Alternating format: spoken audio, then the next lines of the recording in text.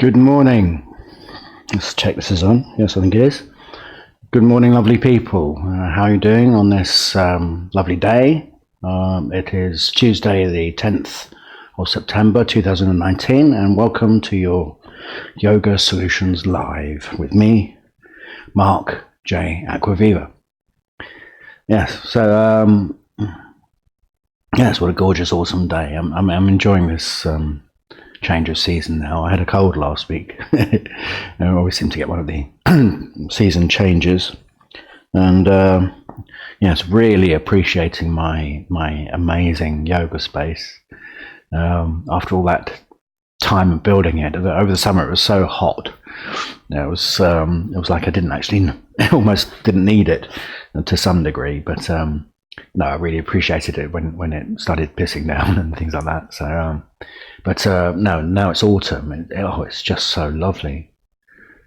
I get the fullness of the warmth, the sunshine, and the shelter at the same time, and I'm just immersed in my garden, and I'm gonna have that all year round now. So, fabulous stuff. Anyway, so yeah, that's me. I noticed I haven't got any specific questions this week. Please, if you're interested, feel free to leave questions. It helps me teach. And after the fact, it's once I've started, it's a bit tricky to check in with what the questions are. So if you're writing as you watch, then I may not get to see it. So please, yes, if you have got any inquiry, it really helps me to have points of focus that isn't just my own stuff. Because yeah, my teaching is about responding directly to people, and that's what I want to do. And that is the process of yoga for yourself. Your own practice, it has to be in direct response to this moment. And so so when someone asks me a question, it fires off, because then I can quite simply embody what I feel is going on for the person behind the question, because the question itself will give me clues, and then I'm off, because if I can feel the complication, I can offer a solution. That's where Yoga Solutions works for me. Is I've got used to doing this for myself, and yeah, over the years I've got developing less complications until I try more difficult postures. So I quite enjoy doing more difficult postures for that for that very reason. And yeah, so talking of which, I don't think I'll do it today, because I've had a go at King Pigeon a couple of times now. But I got some messaging from Paddy McGrath. She's a fantastic teacher based in Thailand. When I used to go, I used to hook up with her, and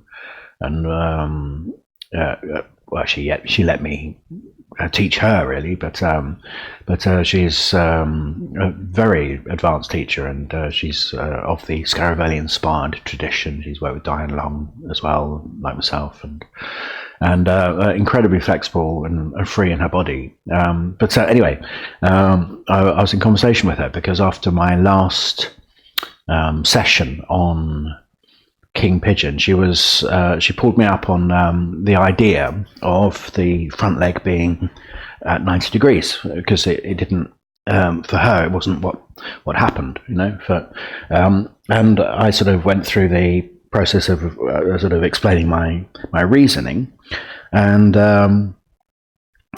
in the conversation I got interested in the source of that information, where I first got it, and it was based on some idea. It was based on an idea, I think it's related to osteopathy, about the safety of the knee joint, and it being 90 degrees means that you're less likely to skew the joint, and you're more likely to bring the range of movement into the hip.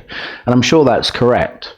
But she sent me a little video of her having a go at the posture, and her knee was at folded in towards so that the heel was in the centre line, and totally free. There's nothing wrong with what she was doing whatsoever. There was no complication. There was no sort of compression of the knee joint from what I could see, and I surmised that it was because she had the full extension that allowed her to be upright and beyond, so she could lean back over her back knee almost. And but anyway, this was me and her in conversation about the details, the structural details, and after a while I realized that I was attaching to what I thought was a rule.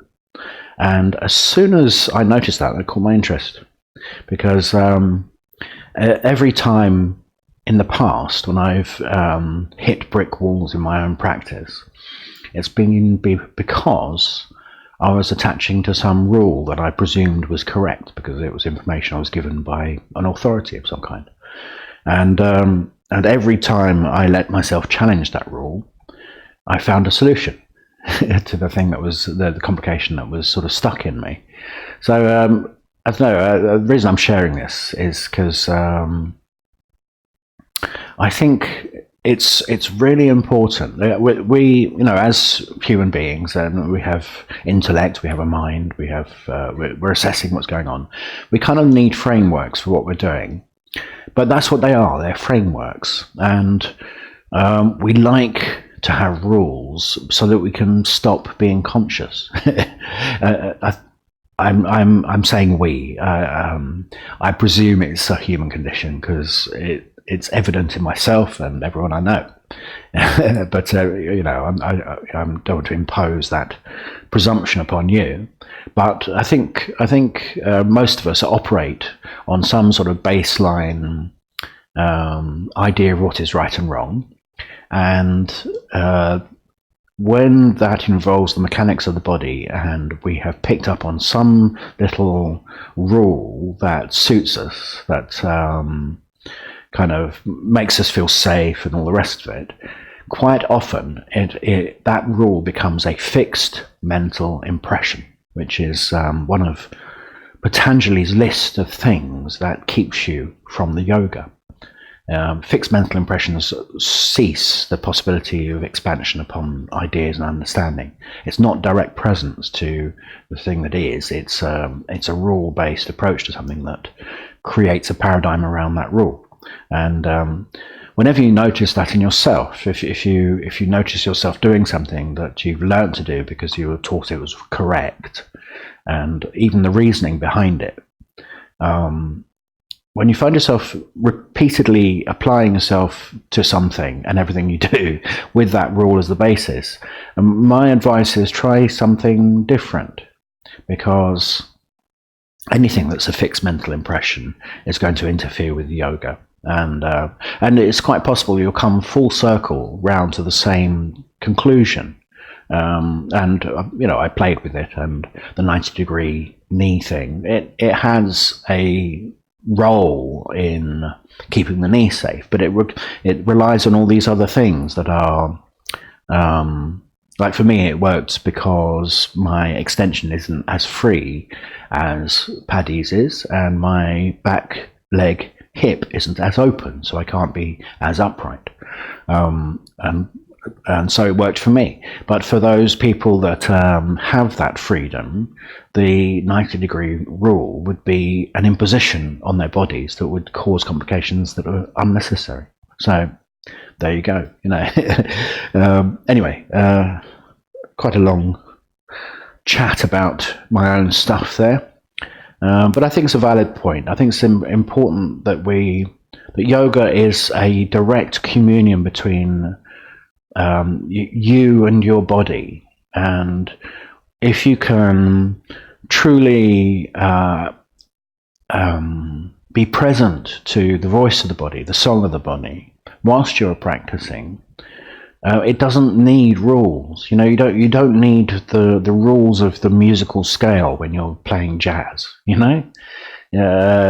got to find the music. And the rules are there for cushioning for when you don't know what you're doing. The rules are there to give you something to bounce against, to play with, to explore, and that's it. Okay.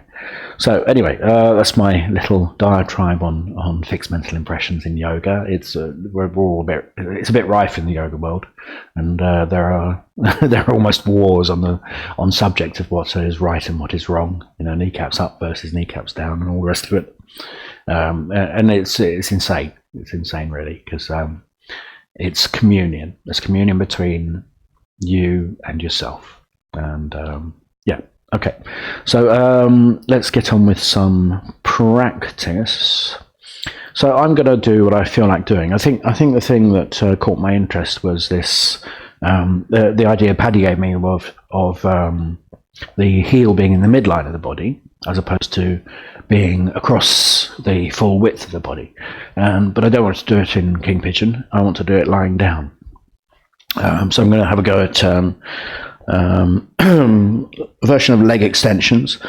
I think, yes, with the foot in the midline, starting in the midline. And I'm giving you this angle. It's not the most pleasant angle, but I want you to check where I'm organising things, so that we have the knee out to the side, and the feet are sort of lined up in the midline of the body. And again, I'm going to employ the 90-degree rule for this knee. Okay, I'm going to do it sideways so you get a nicer view. And this is a rather nice hip opener, and it's also very good for burgeoning sciatic issues. It does something to free up the space around the first couple of intervertebral spaces, and it also helps slacken off any tension in the piriformis if you feel supported.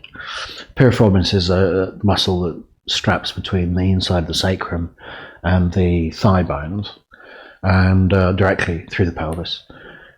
Through spaces in the pelvis, and yes, my microphone's still working. And one source of sciatica is tension in that bracing across the base of the spine to sort of hold the sacrum tense, hold the sacrum stiff from this sort of lateral holding pattern. And more often than not, when the tail is pulled in one direction, then that side the piriformis will be tighter, so you're more likely to have impingement of the sciatic nerve. That's for you anatomists out there, if you're interested. If you're not interested, that's fine. It's not the actual. You're not doing anything to those muscles. You're just trying to create a situation where those muscles aren't under strain and the sciatic nerve is not impinged. So that's what we're doing. Foot midline, toes pointing along the midline. The other foot on its edge, midline, with the toes pointing away, midline. Ideally, both knees at 90 degrees. I could try some other ones, but I've noticed very specifically in this posture that when the knee is less than 90 degrees and you sort of pull it towards the midline, you end up with quite an obvious strain in the outside of the knee joint.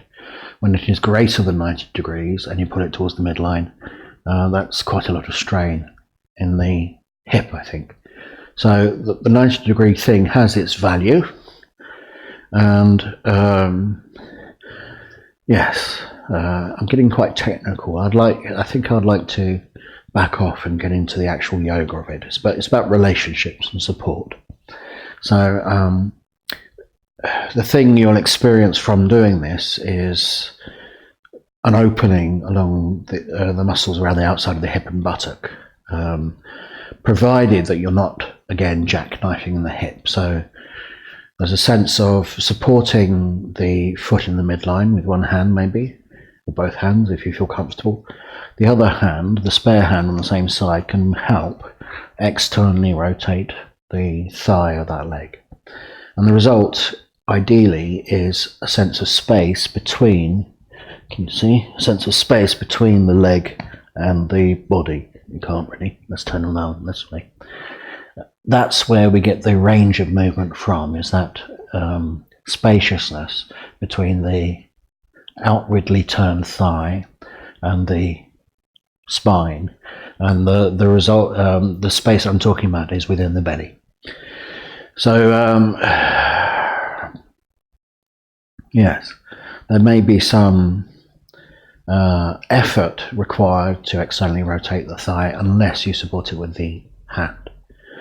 The other one matching it and being sort of mirror of it will help, and using the ground underneath that foot will help the sacrum, the base of the spine within the pelvis, become a bit lighter.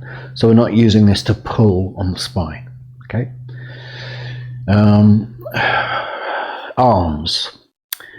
Let's swap sides, because I was getting tired on that side.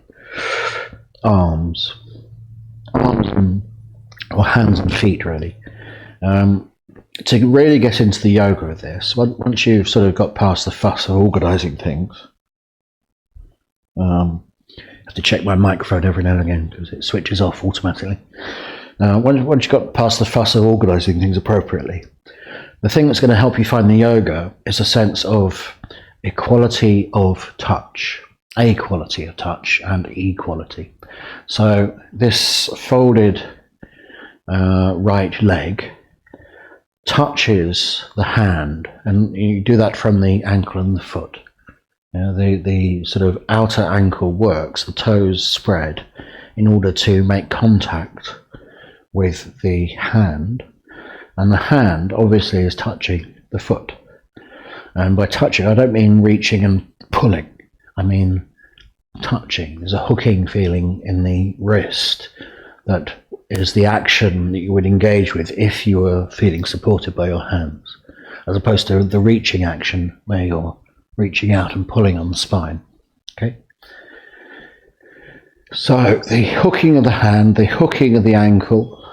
That's my reminder to switch my microphone off and on again. The hooking of the wrist, the hooking in the ankle, so that the hand and foot can support each other with the foot in the midline. When you make that touch equal, when you engage with that touch with a sort of quality of kindness, and bear in mind that what you're looking for from your touch is support, then what starts to change is the breath, and we start to quieten, and the sort of adrenal responses of trying to achieve soften. Now, as well as the hand and foot being in equal touch, the foot touching the hand needs to equal the other foot touching the ground.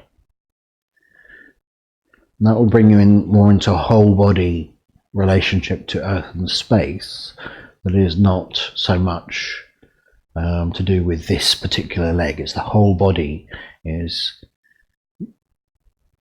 expressing in space in a way.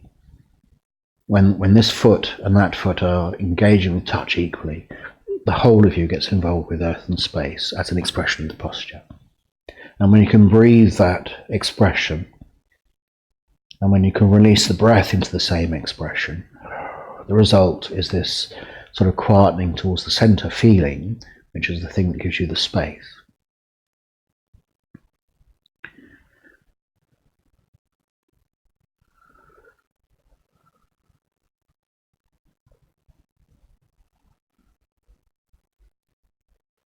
And it's when the body can quieten and accept these things that you start to open up the tissue around the joint. Okay. Maybe one will go on the other side. The foot touches the hand touches the foot. If you like, you can support a little bit of external rotation on the thigh. The foot on the ground equals the touch of the foot on the ground, the edge of the foot on the ground equals the touch of the edge of the foot in the space.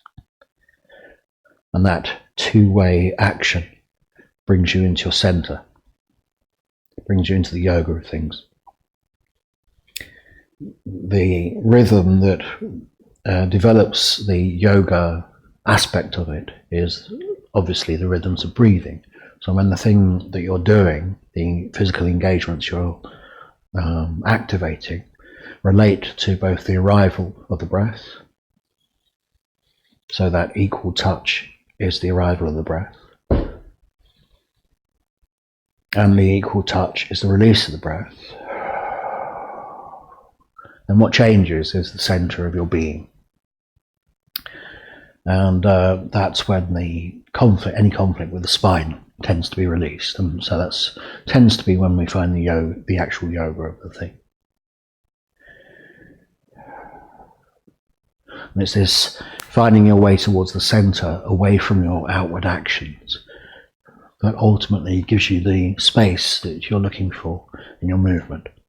And this is a very good setup for the next leg extensions, because once you've got all that lovely space between your thigh and your body, then the simple act of sweeping outwards in the direction of the toes, big toe, little toe, and then away from you, it takes you into the full leg extension with a lot more space than you might be used to. And the bottom line is around removing conflict with the spine. And actually that's the theme of the first of my autumn series workshops coming up. I've got one next Sunday in Brighton and one the following Saturday up in Glasgow. You can book on these things on the website, acquaviva.yoga, and then it's /calendar, or you just click on the workshop and retreats link. Yes, Radical Ahimsa was the title. I thought it was great. Radical Ahimsa, being kind to the spine. It's the bottom line. Most of yoga relies on this idea, fixed mental impression, that the body needs stretching so that you can achieve things. This is fundamentally incorrect. Okay? The sensation of needing to stretch the body is because you feel restricted. The restrictions are there because the actions, like reaching out and stretching, okay, are pulling on the spine. And when you pull on the spine pulls back. It restricts movement so that you don't hurt yourself. The body's intelligent. And when it comes to looking after the spine, the body will do whatever it can to stop you from hurting yourself. Okay? Unfortunately, some people succeed. A lot of us do, and it leads to a lot of complications. The thing that will give you the range of movement that you're looking for isn't stretching stuff. It's removing conflict with the spine. And that's the bottom line. And that's why I'm starting the autumn series with this theme. And what we just did, it was about, instead of just pulling on the leg and pulling on the spine, it was about having a quality of contact with the earth, making things sort of equate to each other so that the spine wasn't being pulled on by the action, so that the weight of the limbs is not being carried by the spine. And as soon as you can free up the spine from this inappropriate role of carrying your weight and being pulled around, as soon as you can release the spine from that fight, the spine itself starts to become the center of what you're doing, and the rest of the body starts to yield. That is the bottom line of how we access the actual yoga of it. And if you want to join me, come along. You can book on the website. As like I say, it's Sunday the 15th of September, which is next Sunday, is at Unit 4 in Brighton, Peak Blackaby's Place. 21st, Saturday the 21st, is up at In the Moment Centre, Graham's place, up in Glasgow. Shout out to Graham. He's a good man. He's a large part of the IYN, and he does a lot to support the teachers that work at his studio. What else have I got going on? Yeah, October the 26th, I'm doing an afternoon yoga solutions workshop at Stretch, hosted by the lovely Carl. Come along to that if you're in London, near the East End somewhere. Stretch is, I think it's, well, there's two studios. It's all on the website. You can find out about it. And then in November, early November 3rd, I'm up in Twickenham with the Heart Yoga crew, and on the 26th or 20, let me just check, sorry about this, November the, there is, November the 22nd, Friday the 22nd, I'm in Haslemere, or it's near Guildford. It's a village near Guildford that where Louisa Birtwell, one of my main students, long-term main students, teaches, and she's hosting a workshop for me there. And then on Saturday, the 23rd, I've got another one in Angmering with Cindy Robbins, who's also a very long-term student and has been doing a wonderful job of spreading this work with her local students. Yeah, so that's about it, I think. Oh yes, so online classes. I've made a start with my Acquaviva familiars, the ones that are on courses and whatnot, and doing teacher training with ourselves. And we're just sort of settling into the format of it. And yeah, online classes Tuesdays at 11:13 a.m. after this, and at 6:30 p.m. this evening. Hour and a half classes with time for question and answer, that sort of thing. I'll be opening them up to the public from October. Okay, so I'll be putting up a booking link for that fairly soon, and it will be starting on the first Tuesday of October for those of you that would like some more direct interactive online work with me, because I can see you on the screen, you see, and it's only room for 9 to 12 people maximum. So there'll be limited spaces. I'm going to do it at the same price as a normal class. Okay, so you can drop in, provided there's space, or you can book blocks to, and the blocks are at a discount, so that if you miss one, it doesn't cost you anything. Okay, yeah, that's about it. I hope to see you in person soon. That'd be very nice to get to work with you directly. Oh yeah, and I'm always trying to get things together to produce more content that's free, and to put it out there. So I've started a donate page on the Acquaviva website, because in order to do this, I need to take the time to do it, and to take the time to do it, I need support. And there's other things I've got in mind. You know, I'm trying to. I have such grand visions for this school. I mean, I want to take it to India. I want to expand it across the world.